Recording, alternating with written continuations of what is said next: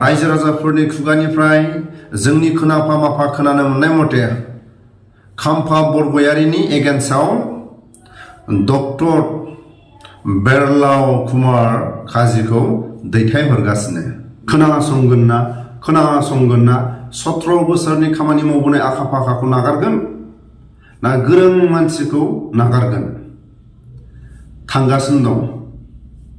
BJP इउपिपिएलनिफ्राय गोख्रों गेदेरमा उपेन ब्रह्मजों एखे लोगो आन्दालनाव बाहागो लानाय आरो गभर्नमेन्ट कलेजनि प्रफेसार, पलिटिकेल साबजेक्ट लाग्रा आरो दानि गोहो खुंथायाव पलिटिकेल एडभाइजार आरो गुवाहाटी हाइकर्टनि उकिल मावनाय एक्सपिरियेन्स समाजजों सिनायजानाय जेरैबो आखा फाखा डक्टर बेरलाव कुमार काजी खाम्फा बरगयारि सोरखौ नागारनो?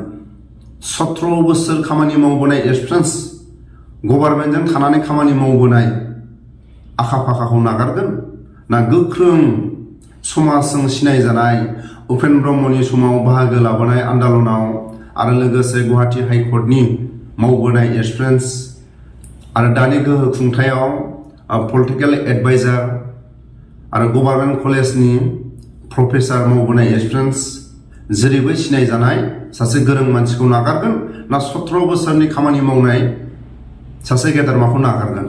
रायजो राजाफ्रा गोनो गोथो। गिबियावनो सोरखौ नागारनो? आंनि चेनेलनि नायगिरि गेदेरमा रायजो राजा, बिटिसि बिटिआरनि गेदेरमा रायजो राजा सोरखौ नागारनो? खाम्फा बरगयारिखौ नागारनो ना बिजेपि इउपिपिएलनि मोजां सासे गोख्रों सानसे समाव उपेन ब्रह्मजों सोमावसारनायाव बाहागो लाबोनाय सासे गोख्रों मावथिमोन आरो सानसे समनि क'क्राझार गभर्नमेन्ट कलेजनि प्रफेसार आरो गुवाहाटी हाइकर्टनि सासे उकिलमोन आरो दानि गोहो खुंथायाव थानाय प्रमद बर'नि एडभाइजार पलिटिकेल। बिथाङा समाजजों गोरोबनानै जोबोद खामानि मावबोनाय सिनायजानाय सासे गोख्रों दैदेनगिरि। उपेन ब्रह्मनि समावबो गोख्रों खामानि मावबोनाय सिनायजानाय आरो क'क्राझार गभर्नमेन्ट कलेजनि सासे प्रफेसारमोन आरो बिथांनि डिग्रिया MA LLB। जोबोद समाजनि खामानि मावबोनाय सिनायजानाय आरो गुवाहाटी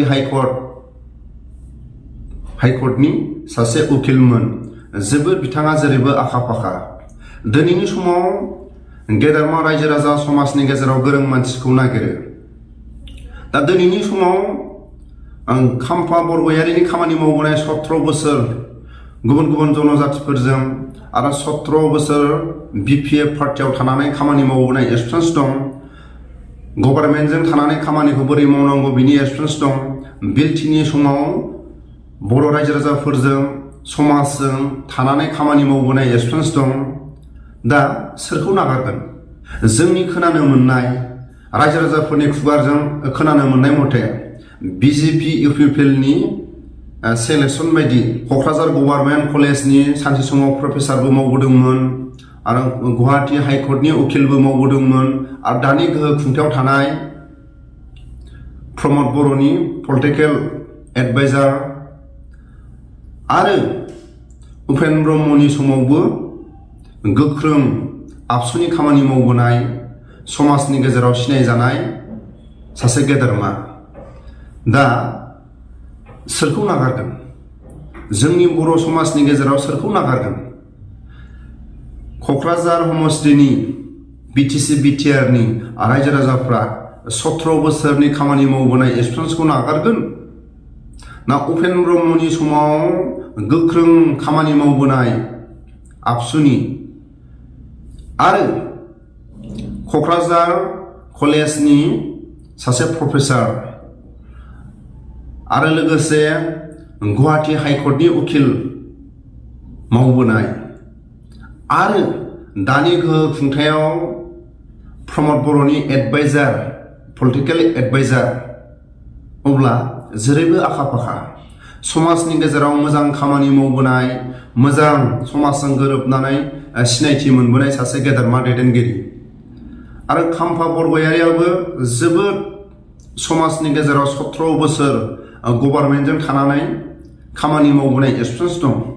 बिलटिनि समावबो समाजनि गेजेरजों खामानि मावबोनाय सिनायजानाय सासे गोख्रों खाम्फा बरगयारिया दा सोरखौ नागारगोन? जोंनि रायजो राजाफोरनि गेजेराव बिटिसि बिटिआरनि क'क्राझार समस्तिनि सोरखौ नागारगोन? बिटिसि बिटिआरनि जेंनाफोरखौ सुस्रांनो थाखाय सासे गोरों मानसिबो नांगौ आरो 17 बोसोर गभर्नमेन्टजों थानानै जायफोर गोहो खुंथायजों थानानै खामानि मावबोनाय एक्सपिरियेन्स दं।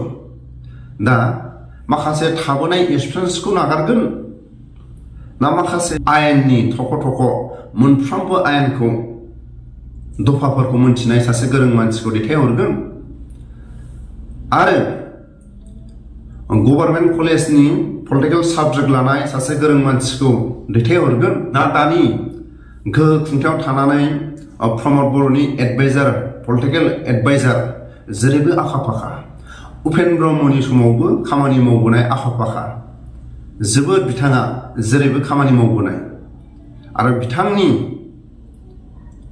रोंगौथिया जाहैबाय MA LLB जोबोद गोरों मानसि।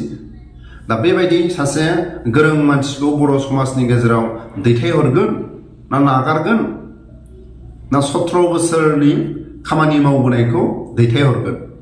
क'क्राझार समस्तिनि रायजो राजाफ्रा गोनो गोथो, नाथाय राजु नार्जारिखौ बर' समाजनि गेजेराव गनायनो हाया जादों। राजु नार्जारिखौ बिजेपि आरो इउपिपिएलनिफ्राय होनाय नङा खोनानो मोननाय मथे। डक्टर बेरलाव कुमार काजीखौ बिजेपि इउपिपिएलनिफ्राय दैथायहरनो थांगासिनो दं।